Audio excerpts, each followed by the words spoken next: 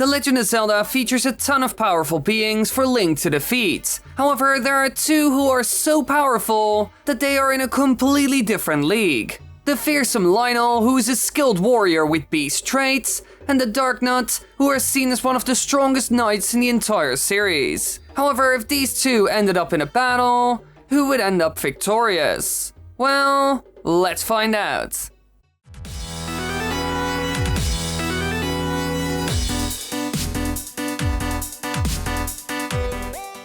In one corner, we have the mighty Lynel, a lion centaur-like being that breathes fire and uses melee weapons to attack. However, for this video, we will mostly look at the version seen in Breath of the Wild, because in that game they offer a lot more info. In this title, they can wield a sword and shield combo, a spear, and a crusher. They also wield a bow that is equipped with either regular, fire, ice, shock, or bomb arrows. Lynels have a variety of attacks, both ranged and melee, such as shooting fireballs, body slamming, dashing, and trampling. Lynels also have the ability to teleport around, doing so to either briefly flee from the fight or to give chase after Link. In battle, Link usually tries to dodge or parry them, so he can get a counterattack in, or tries to hit vital spots like their head. When it comes to their size and build, they're really tall, and appear to be extremely powerful as well. Now in the other corner, we have our brave Darknut Knights. In all the games they were seen in, they have always been heavily armored knights in full body armor,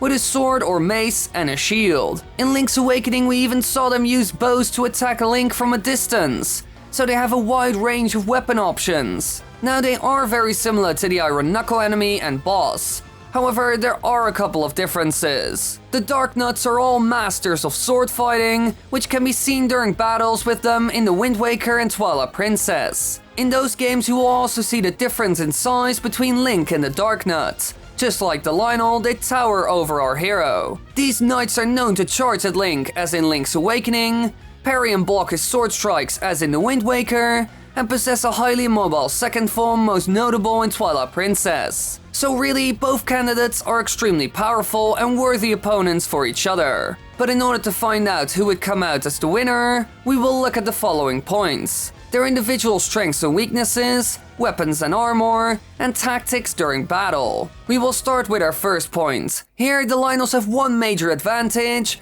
and another that can be exploited. They are extremely fast because they are similar to horses, so the Darknut won't be able to keep up with that. However, his head is a major weak point. The beast almost faints when it gets struck there with an arrow, which the Darknuts can do since they have used bows before. So in that regard, the Darknuts have one big advantage that the Lynels don't have, but our powerful knights also have one huge problem. In a lot of games, their backs are open for all attacks, and striking it can even get rid of their armor in one go. So as long as the Lynel is fast enough and can get a strike in from the back, they will lose a vital part of their kit or get damaged. But this does make them a lot faster and more agile, so there's also something to gain from this for the Darknut, and because of this, I would say he takes this round.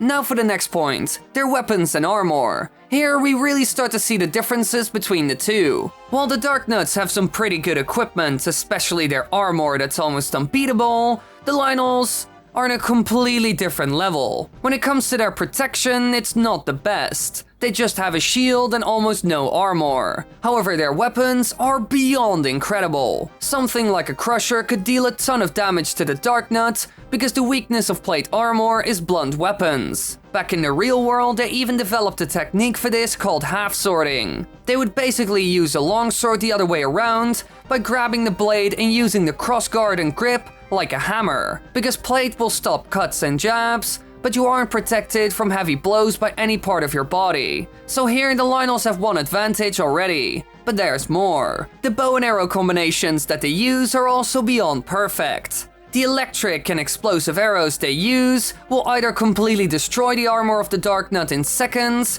or they will be electrocuted thanks to the conductive metal. Another thing that really helps with all of this is the fact that the bows even fire multiple arrows at once, making it even easier to hit them. So really, the Darknuts are in a tough spot and don't really have anything to counter these weapons in any way. Besides that, the speed the Lynel can reach will only make it easier for him to use these weapons against Darknuts, without being interrupted. So while our brave knights have strong armor, good weapons, and are even faster and more agile in the second form, the weapons of our centaur-like friend are just too effective. While we have seen Darknut survive explosives without a scratch, this isn't the case in every game. If the lynels didn't have the option of using electric and explosive arrows, then it would have been a completely different story. However, they can do so, and sometimes use it. Now for our last option, their tactics. Let's first look at this from a melee perspective before bringing in the ranged weapons. When it comes to the Darknuts, we have seen them use a similar fighting style in every single game. They take on a good defensive stance with the proper footwork, so they can parry or block hits without falling over or losing composure. This is a really good thing. From a real-world sword fighting perspective, they already do a great job,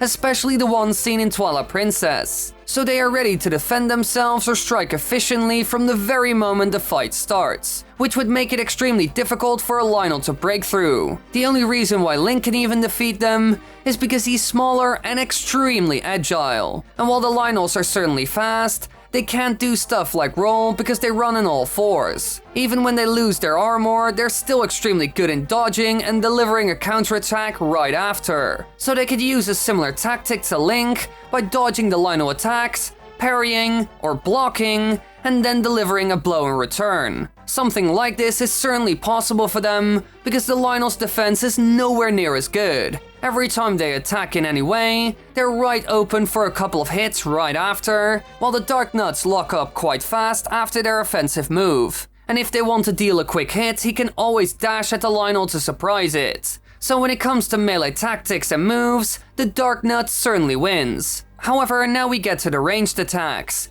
And here the lynels take the upper hand for multiple reasons. First of all, their extremely powerful bow that shoots multiple elemental arrows at the same time. This is something that Darknut can deal with to an extent, however mostly the electric arrows will be his downfall. And to be honest, I can't think of a way how he could possibly deal with this effective enough to never be hit. Because as soon as one of those lands on him, he will get shocked, lose his weapons, and is open for an attack. However, there's one thing that can save him from that terrible fate. Lynels rarely use their bows, only when he can't get to you or when you start to draw your own bow. So really, as long as the Darknut doesn't do that, there's a big chance that the electric arrows won't be a problem at all. However, there's another thing the lynels can do that can form a problem for the brave Darknut: the fireballs. They will shoot these every now and then, which can be a problem. But this kind of depends on what he can handle. We've seen him survive stuff like bombs, sword strikes and beams, arrows, and more. So I bet they can take this as well. However, it would keep him busy for a bit, giving the lynel a chance to strike, although they tend to recover for a bit after that intense attack. So when it comes down to it, there's a scenario where the Darknut will have the highest chance of winning, and another where the lynel can win. If they take each other on in pure hand-to-hand combat with no bows involved, then the Darknut as a master swordsman will win. However, if arrows come into play, then the Darknut is doomed to be electrocuted until he isn't able to defend himself anymore. So I would say it's a tie. No wait, I will let you decide. Just click in the upper right corner, and you will find a poll where you can decide who the winner would be. Thanks for watching, everybody. I hope you enjoyed. Hey, be sure to click more videos and subscribe and click the bell button. I swear it's fun. Please help me out, you lovelies. I do so much for you.